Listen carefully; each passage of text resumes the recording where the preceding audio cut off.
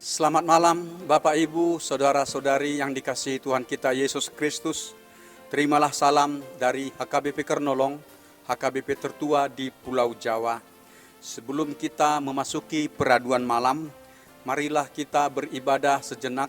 Kita mau mendengarkan firman Tuhan, kita mempersiapkan diri, marilah kita berdoa. Allah Bapa Tuhan kami bersyukur kepadamu, karena Engkau telah memberkati hidup kami dan memberkati kami bekerja sepanjang hari ini. Saat ini kami mau merenungkan firman Tuhan. Kuasa Roh Kudus-Mu memampukan kami untuk mengerti akan firman-Mu dan juga beroleh kuasa untuk melakukannya dalam hidup kami. Terpuji Engkau, dalam nama Tuhan Yesus Kristus kami berdoa. Amin. Renungan malam bagi kita sesuai dengan nas bacaan malam dalam Almanak HKBP tertulis dalam kitab 1 Raja-Raja pasal 17 ayat 7 hingga ayat yang ke-24. Sebagai ayat pembimbing renungan yaitu ayat 16. Beginilah firman Tuhan. Tepung dalam tempayan itu tidak habis dan minyak dalam buli-buli itu tidak berkurang, seperti firman Tuhan yang diucapkannya dengan perantaraan Nabi Elia. Tema renungan kita adalah mujizat Allah bagi orang yang percaya kepadanya. Sahabat renungan malam Salom, kemarau ekstrim yang berkepanjangan hingga 3 tahun 6 bulan terjadi di Israel Utara. Kemarau itu bukan sekedar perubahan siklus iklim, tetapi karena Allah murka terhadap Raja Ahab dan juga permaisurinya Isabel. Apa dosa Ahab dan Isabel yang membangkitkan murka Tuhan? Dosa mereka adalah karena mereka telah menyesatkan bangsa Israel menjadi penyembah dewa Baal. Sejak Raja Ahab menikahi Isabel, putri Etbal, raja negeri Sidon, maka cakar kekuasaan dewa Baal mencengkram kehidupan bangsa Israel. Karena Isabel meminta agar dibangun patung dewa Baal di kota Samaria. Dan penyembahan terhadap Baal itu menjadi agama resmi dalam kerajaan Israel Utara. Menyusullah pembantaian terhadap para imam dan nabi Allah yang dianggap raja dan ratu itu menentang penyembahan Baal itu. Nabi Elia pun harus menghindari kejahatan Ahab dan Isabel. Elia bersembunyi ke hutan di tepi sungai Kerit. Allah memelihara hidup Elia melalui burung gagak yang datang menghantarkan roti dan daging, dan air sungai Kerit itu mencukupkan air minumnya sehari-hari. Beberapa waktu kemudian sungai itu kering. Bagaimana Allah menyatakan kuasa untuk memelihara hambanya, orang yang setia menaruh harapan pada pemeliharaan Allah. Maka datanglah firman Tuhan Allah kepada Elia, bersiaplah pergi ke Sarfat, yang termasuk wilayah Sidon, dan diamlah di sana. Ketahuilah, aku memerintahkan seorang janda untuk memberi engkau makan. Allah dalam kedaulatan kuasanya telah menentukan ibu janda di Sarfat itu yang mencukupkan kebutuhan hidup Nabi Elia. Maka bersiaplah Elia, ia pergi ke Sarfat. Apakah gerangan?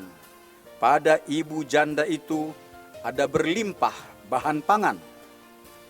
Di gerbang kota Sarfat, tampaklah seorang ibu janda sedang mengumpulkan kayu api. Elia percaya bahwa ibu janda inilah yang dimaksud Tuhan, yang akan menyediakan makanan dan tempat tinggal baginya selama di Sarpat. Tetapi ketika Elia meminta kepada ibu itu agar mengambilkan sepotong roti dari rumahnya, ibu itu mengatakan, "Demi Tuhan Allahmu yang hidup, sesungguhnya tidak ada roti padaku sedikit pun, kecuali segenggam tepung dalam tempayan dan sedikit minyak dalam buli-buli. Dan sekarang aku mengumpulkan 2-3 potong kayu api. Kemudian aku mau pulang dan mengolahnya bagiku dan bagi anakku. Dan setelah kami memakannya, maka kami akan mati." Ternyata ibu dan anaknya itu sedang terancam bencana kelaparan dan diambang kematian karena dampak kemarau panjang itu. Tetapi Tuhan Allah menunjuk ibu tersebut untuk menolong Elia. Menjawab kegelisahan hati ibu itu, Nabi Elia memberi kata penguatan atas nama Tuhan. Elia mengatakan, "Janganlah takut, pulanglah. Buatlah seperti yang kau katakan. Tetapi buatlah terlebih dahulu bagiku sepotong roti bundar kecil daripadanya, dan bawalah kepadaku. Kemudian baru kau buat bagimu dan bagi anakmu.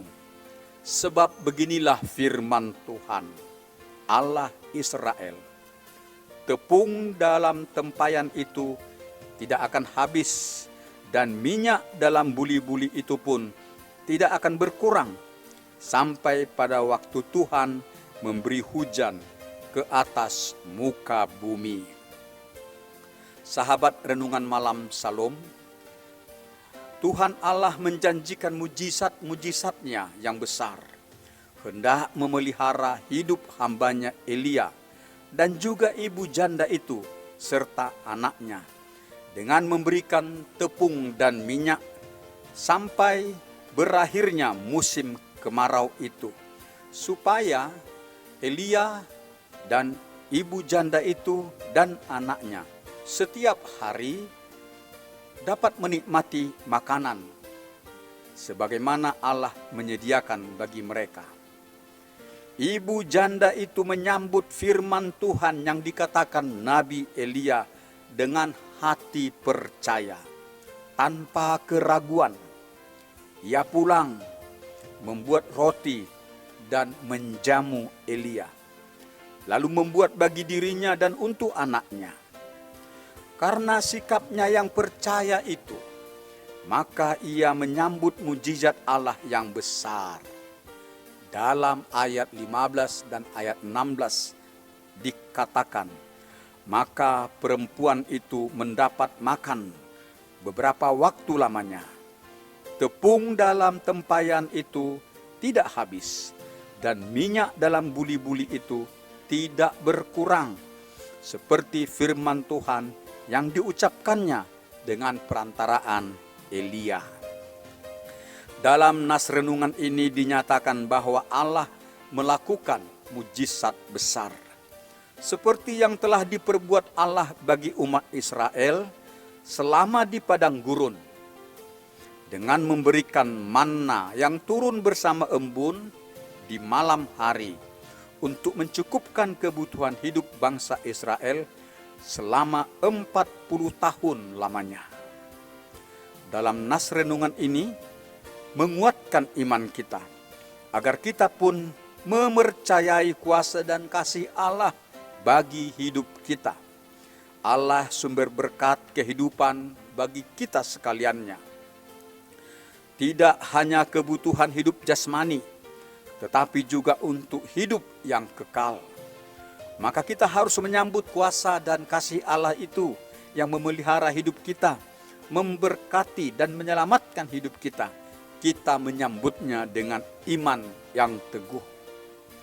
Iman adalah dasar dari segala sesuatu yang kita harapkan, dan bukti dari segala sesuatu yang tidak kita lihat. Jangan pernah meragukan kuasa dan kasih Allah dalam kehidupan kita. Kita bekerja dengan baik, kita bekerja dengan jujur dan dengan benar. Percaya bahwa Tuhan memberkati kehidupan kita. Allah mengerjakan mujizat, mendatangkan kebaikan demi kebaikan bagi orang yang beriman kepadanya. Demikianlah renungan bagi kita malam hari ini. Tuhan Allah Bapa memberkati kita sekalian. Marilah kita berdoa. Kami bersyukur kepadamu, ya Allah Bapa kami. Kami telah mendengar firman-Mu. Tolong dan kuatkan kami dengan kuasa Roh Kudus, agar kami beriman yang teguh, mempercayai kuasa dan kasih-Mu yang memelihara hidup kami. Engkau sumber kehidupan, sumber keselamatan bagi kami, yang terus memberkati hidup kami. Kami harus taat kepadamu. Bapa di sorga Tuhan kami doakan warga jemaat-Mu yang dalam keadaan sakit, mereka yang dirawat di rumah sakit, dan juga mereka yang menjalani perawatan di rumah. Berkati upaya pengobatan perawatan bagi mereka, agar mereka memperoleh pertambahan kekuatan dan kesehatan. Dan Engkau juga memelihara semua pelayan kesehatan, agar berhasil dalam pelayanan mereka. Lindungi mereka. Berikanlah penghiburan bagi orang-orang yang berduka. Engkau melepaskan orang-orang yang kesesakan dari beban kehidupan mereka. Dan anugerahkan pertolongan-Mu, berkat-Mu menjadi sukacita bagi mereka. Pelihara hidup kami dalam istirahat malam hari ini. Bangunkan kami esok pagi. Dan berkati kami untuk bekerja. Buatlah kami berhasil dalam pekerjaan kami. Berkati juga anak-anak kami dalam kegiatan belajar mereka. Terpujilah nama-Mu, Allah Bapa Maha Pengasih. Dengarlah doa kami dalam nama anak-Mu Tuhan Yesus Kristus kami berdoa.